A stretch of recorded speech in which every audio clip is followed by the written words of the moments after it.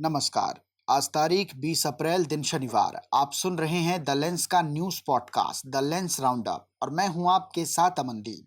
चलिए खबरों की करेंगे शुरुआत, लेकिन सबसे पहले नजर आज की सुर्खियों पर।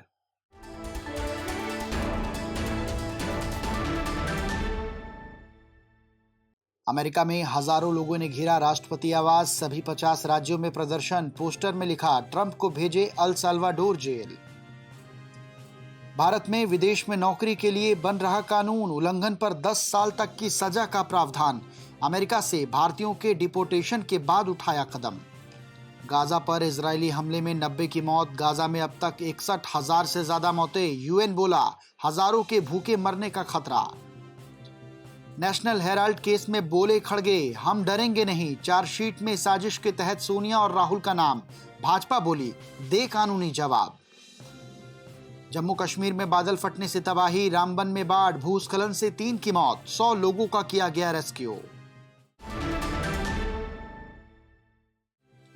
अब खबरें विस्तार से।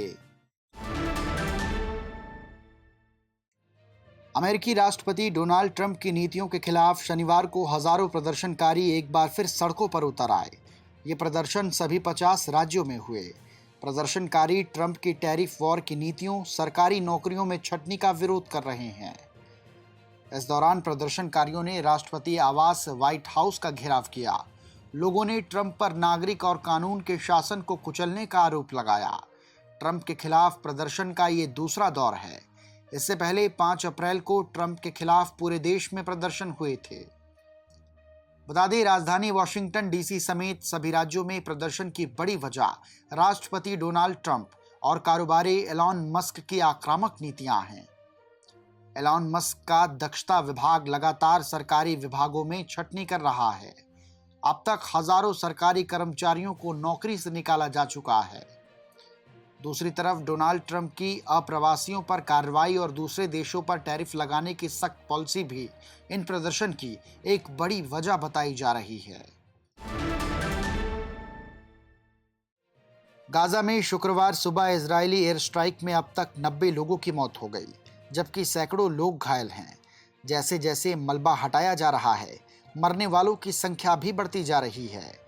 गाजा सरकार के मुताबिक बीते 18 महीने की लड़ाई में अब तक गाजा के 61,000 से ज़्यादा लोग मारे जा चुके हैं।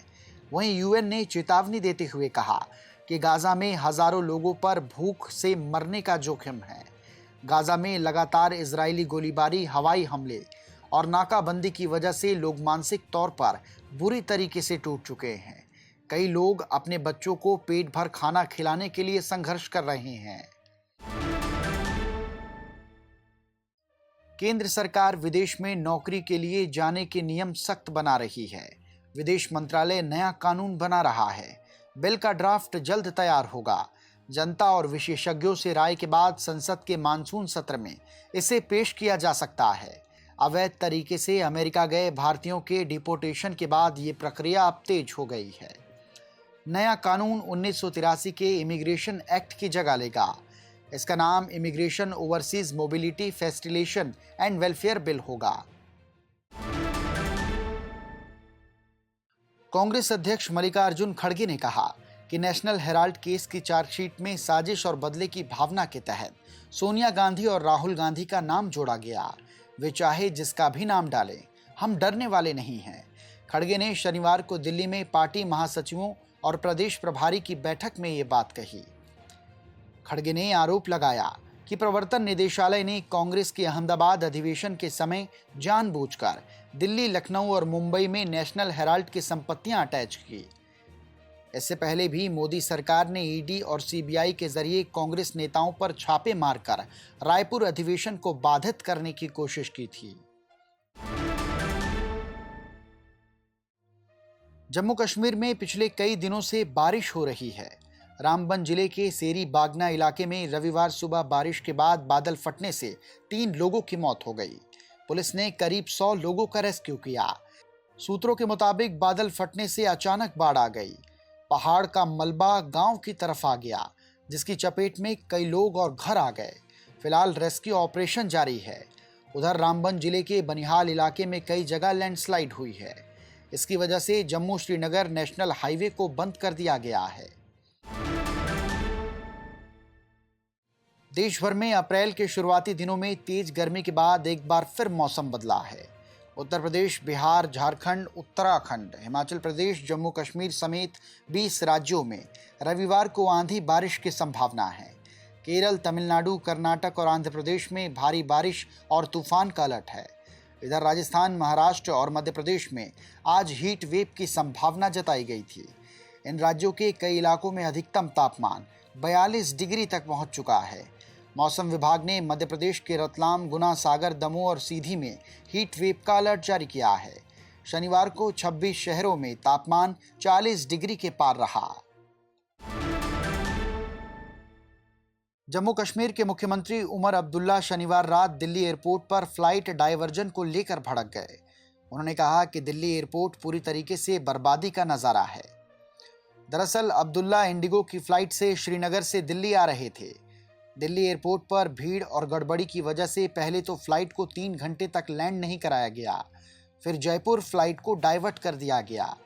वहां उन्हें और बाकी यात्रियों को काफ़ी देर तक बैठाया गया। उमर ने रात 1 बजे जयपुर एयरपोर्ट में प्लेन की सीढ़ियों पर ली गई एक सेल्फी एक्स पर पोस्ट की। वहीं करीब 3 घंटे बाद उन्होंने बताया कि वे सुबह 3 बजे दिल्ली पहुंचे हैं। खडूर साहिब से सांसद और खालिस्तानी समर्थक अमृतपाल सिंह पर लगाए गए राष्ट्रीय सुरक्षा कानून 1 साल के लिए और बढ़ा दिया गया है। एनएसए बढ़ाए जाने को लेकर एक दस्तावेज भी सामने आ चुका है। इसके बाद ये साफ हो गया है कि अमृतपाल सिंह अब 1 साल और असम की डिब्रूगढ़ जेल में रहेंगे। अमृतपाल सिंह ने 18 अप्रैल को इस पर हस्ताक्षर भी किए हैं। नया एनएसए 23 अप्रैल से लागू होगा। अगर इसकी अवधि तीसरी बार बढ़ाई जाती है तो परिवार पंजाब हरियाणा हाईकोर्ट का दरवाजा खटखटा सकता है। अमृतपाल सिंह के पिता तरसेम सिंह ने नाराजगी जताते हुए कहा कि देश में सिखों के लिए अलग कानून चल रहा है। अमेरिका के उपराष्ट्रपति जेम्स डेविड वेंस दौरे पर आ रहे हैं। वे शुक्रवार को परिवार के साथ इटली पहुंच गए हैं। इसके बाद 21 अप्रैल को वो भारत पहुंचेंगे। प्रधानमंत्री नरेंद्र मोदी से दिल्ली में मुलाकात के बाद वेंस 21 अप्रैल की रात को जयपुर पहुंच जाएंगे। वेंस 24 अप्रैल तक जयपुर में रहेंगे। इस दौरान 22 अप्रैल को राजस्थान इंटरनेशनल सेंटर में बिजनेस समिट को वेंस संबोधित करेंगे।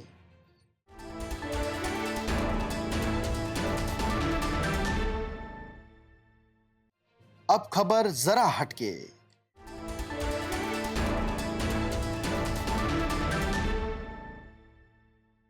आज हम बात करेंगे एक ऐसी खोज की जो न सिर्फ वैज्ञानिकों को चौंका रही है बल्कि हमारी रोजमर्रा की दुनिया को भी नए रंग में ला सकती है। जी हां, हम बात कर रहे हैं एक बिल्कुल नए रंग की जिसका नाम ओलो है। अब आप सोच रहे होंगे, अरे रंग तो वही है ना, लाल, नीला, हरा, इसमें नया क्या है? तो रुकिए, क्योंकि ये कहानी आपका दिमाग हिला देगी। सबसे पहले ये समझ लीजिए कि रंग सिर्फ वो नहीं जो हम देखते हैं।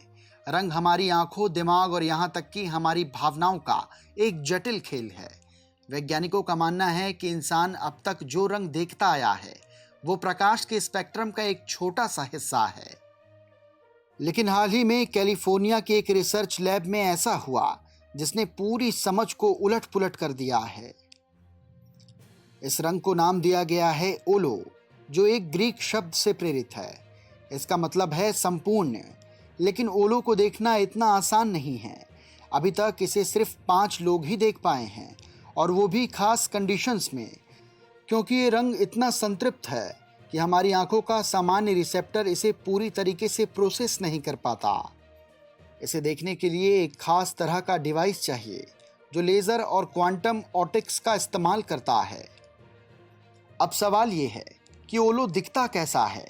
ये वही सवाल है जिसका जवाब दे पाना मुश्किल है। जिन लोगों ने इसे देखा उनका कहना है कि ये किसी भी रंग से मिलता जुलता नहीं है। एक शख्स ने इसे चमकती हुई अनंतता कहा, तो किसी ने इसे नीले और बैगनी के बीच का सपना बताया। लेकिन सबका एक ही कहना था कि ये देखते ही ऐसा लगता है जैसे आपकी आंखें कुछ नया सीख रही हों। वैज्ञानिक समुदाय में ओलो को लेकर जबरदस्त उत्साह है। कुछ का मानना है कि ये सिर्फ रंगों तक सीमित नहीं रहेगी। इसका इस्तेमाल मेडिकल साइंस में, खासकर न्यूरोलॉजी में हो सकता है, क्योंकि ये रंग दिमाग के उन हिस्सों को सक्रिय करता है जो आम तौर पर सोए रहते हैं।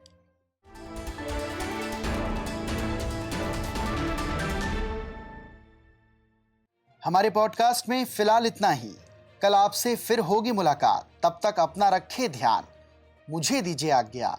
नमस्कार।